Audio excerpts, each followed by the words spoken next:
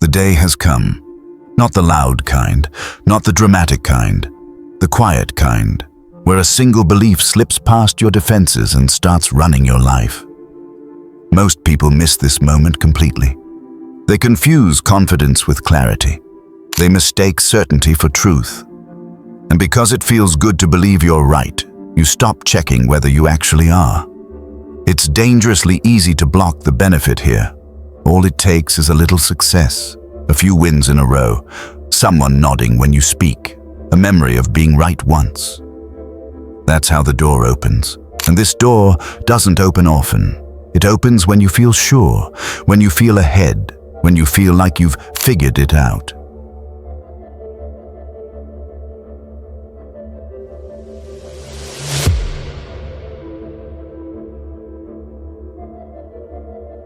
Most people walk straight past it, convinced there's nothing left to learn.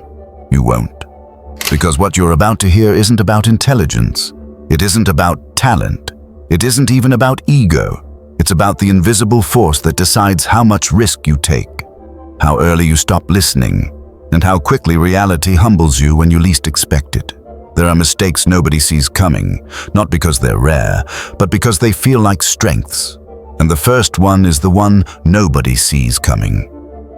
Today is about the overconfidence effect, not the loud, arrogant version, the quiet one. The one that convinces you you're being rational, while it quietly inflates your certainty, shrinks your curiosity, and distorts your sense of risk.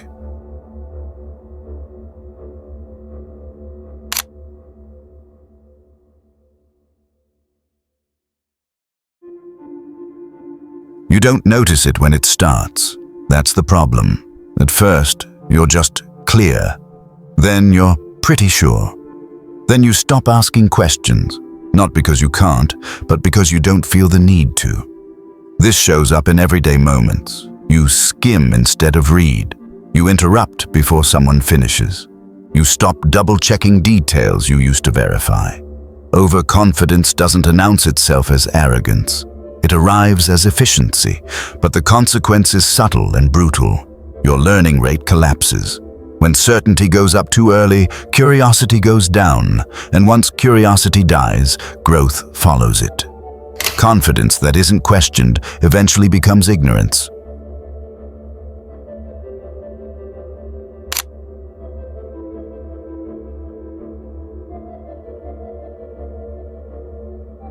When doubt finally creeps in, most people don't reduce confidence. They increase input. More videos, more opinions, more data. But overexposure doesn't correct overconfidence. It reinforces it. You cherry-pick without realizing it. You notice information that agrees with you faster. You dismiss contradictions as edge cases. The mind under the overconfidence effect isn't underinformed, it's miscalibrated. Too much input creates the illusion of depth, while clarity actually shrinks. Noise feels like knowledge until reality demands precision.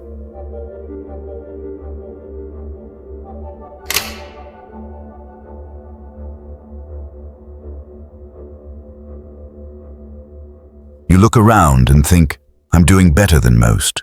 Better job, clearer thinking, fewer obvious mistakes.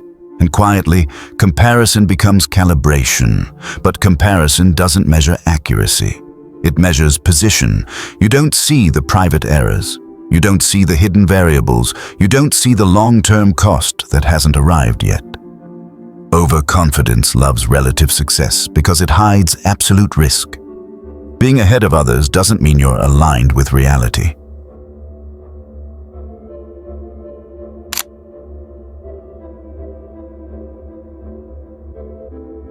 Everyone says they want better decisions, fewer regrets, more leverage.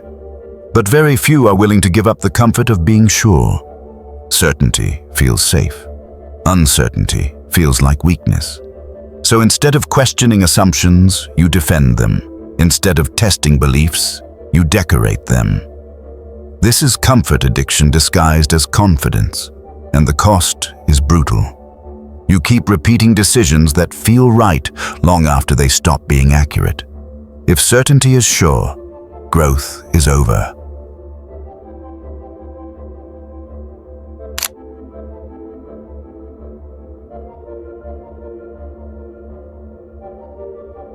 This is where overconfidence gets dangerous. Something works once, you succeed, and immediately the story forms. I knew it. This is who I am. This always works for me. But meaning assigned too early hardens into identity, and identity resists correction. You stop testing because now it's you. You stop adjusting because now it's your way. Fast meaning creates slow disasters.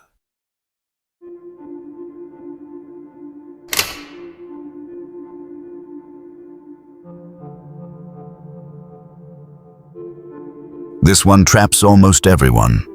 You feel driven, focused, certain. So it must be right. But intensity isn't accuracy. Urgency isn't direction. You can be intensely wrong for a very long time. Overconfidence thrives on momentum. It tells you speed is proof. Alignment isn't intensity. It's accuracy. Now listen carefully.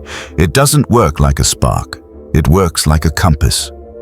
Motivation flares, confidence spikes, but orientation is quiet. A compass doesn't shout, it corrects. The smallest adjustment early prevents massive correction later, but only if you're willing to admit you might be slightly off. Alignment isn't intensity, it's accuracy, and accuracy requires humility, not as a personality trait, but as a strategy. The decisive shift is this. You stop asking, how sure am I? And start asking, how wrong could I be? That question alone collapses the overconfidence effect. In relationships, weak people assume they already know the other person. They grow lazy, comfortable, certain. Certainty is stupidity dressed as confidence. They stop listening, they stop watching, they stop noticing drift. And drift always comes before betrayal, resentment, or withdrawal. People change quietly. While you're busy trusting yesterday's version, today's version is already gone. What you must do instead: assume change before assuming intent. Assume motion, not stability. Decision rule. If you feel certain, interrogate again. Certainty is the signal, not safety. Master this, and you don't just preserve relationships, you control their direction. Those who notice drift early shape outcomes. Those who don't are ruled by surprises. In your career, confidence shows up as premature commitment. You cling to what worked once because it flatters your ego. You call it conviction. It's fear of adaptation. You lock into paths too early.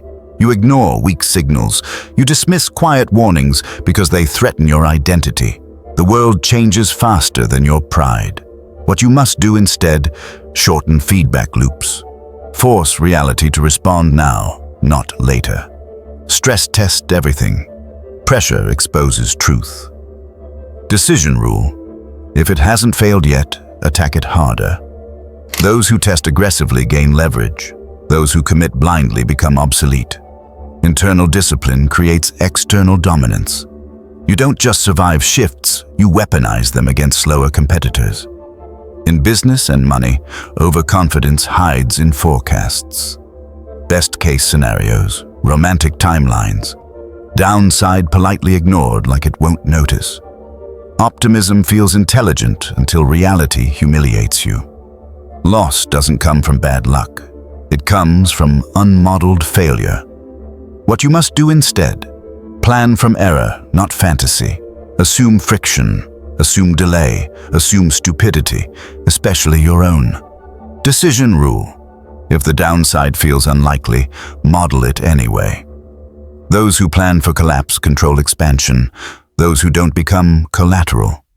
When you master your internal discipline, the external world bends. You don't hope for outcomes, you pre-own them.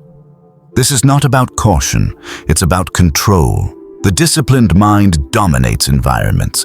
The careless mind is dominated by them. Remember these. Certainty is not clarity. Confidence is not accuracy. Speed is not alignment. Noise is not knowledge. Intensity is not truth. When certainty rises, slow down. When confidence spikes, widen margins. When something always works, test it immediately. This isn't about shrinking yourself, it's about precision. Overconfidence doesn't make you bold, it makes you sloppy, and sloppiness is expensive. If you're still watching, I'd like to thank you for your attention.